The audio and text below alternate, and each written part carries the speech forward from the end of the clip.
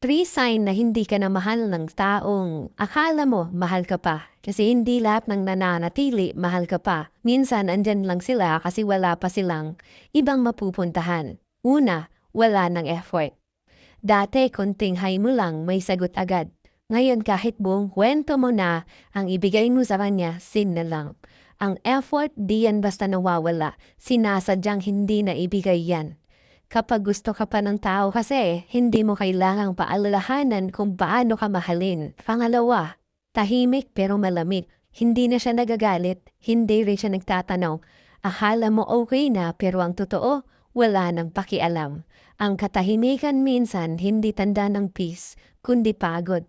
Kasi kapag hindi na siya nakikipagtalo, baka matagal na siyang sumuko sa'yo. Pangatlo, hindi ka na kasama sa plano. Agay.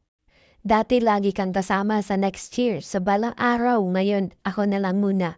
Wala ka na sa future niya kasi matagal ka niyang iniwan sa isip niya kahit hindi pa siya umaalis.